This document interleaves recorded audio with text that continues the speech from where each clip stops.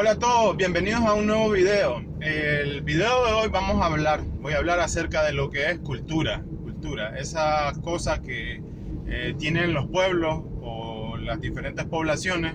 En un país puede ser que tengas varios tipos de cultura.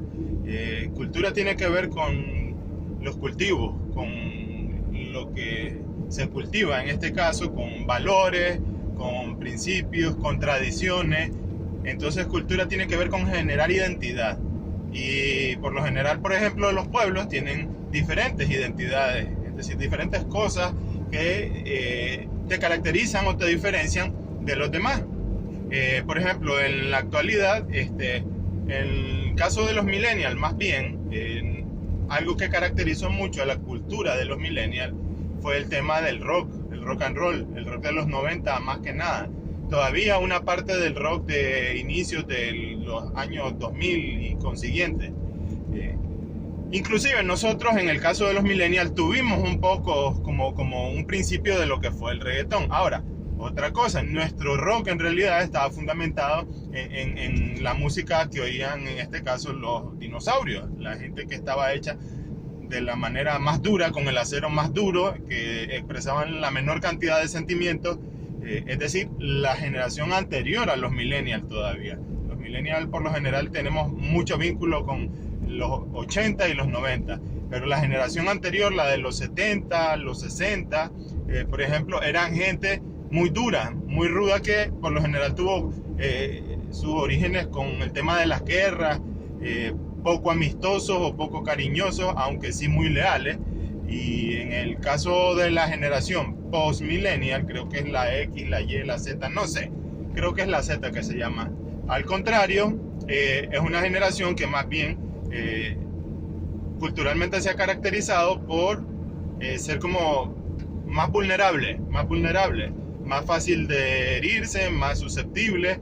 Es la generación del bullying, y no me digan que son los millennials, porque no es cierto. Nosotros los millennials más bien formábamos carácter. Es como en algún momento le decía a alguien, no puede ser que en tu grupo no existiera un flaco, un gordo, un cara de crimen, qué sé yo, el negro, el pobre, el feo.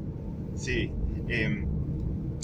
Por ejemplo, entonces el caso de las culturas, hay gente, por ejemplo, o hay civilizaciones que eran muy guerreristas. Por ejemplo, los mesopotámicos, los mismos romanos tenían un afán más conquistador en el caso de expandir sus territorios. Por ejemplo, la gente del planeta Bellito también, esta gente más bien tenía más parecido así como los romanos, pero un poco más salvaje, más bárbaro, tal vez como los mongoles de Asia.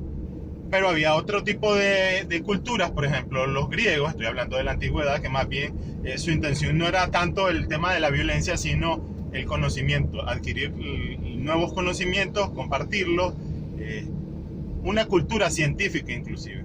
Ahora, volviendo a la actualidad, ¿qué pasa? Que tenemos una mezcla de diferentes culturas, y como que la gente, de hecho, en los últimos momentos, una característica que siento yo que caracteriza, valga la redundancia, a las nuevas generaciones es la falta de una identidad.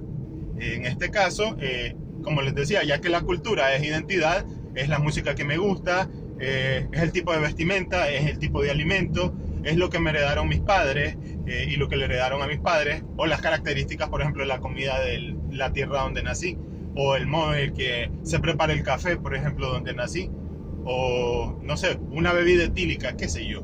Esas características propias de determinado territorio. Pero en la actualidad, más bien no logro identificar más que este tema que les decía, que las nuevas generaciones, y no los millennials, son como más vulnerables, son como más conectados con las redes. De hecho, por eso también surge este canal, conectados con las redes, y en vez de estar atentos de su propia salud, de su propia identidad, de encontrarse, están más bien atentos de qué hizo fulano, qué hizo mengano, qué hizo la estrella de cine que ni cuenta se da que existí, etcétera, etcétera. Ahora, en el caso de los millennials, claramente, bueno, una de las características que se dice que es uno de los mayores beneficios de esta generación es que si no le gusta algo, entonces lo deja y va en busca de lo que sí le gusta. Eso de cierta manera es buena y de otra manera es mala porque muchos de los millennials, entonces, ¿qué ocurre? Que pasan 10, 20 años sin que termine de decidirse qué es lo que les gusta y por esta razón llegan a una edad adulta y no tienen una profesión fija o al menos un medio de subsistencia formal.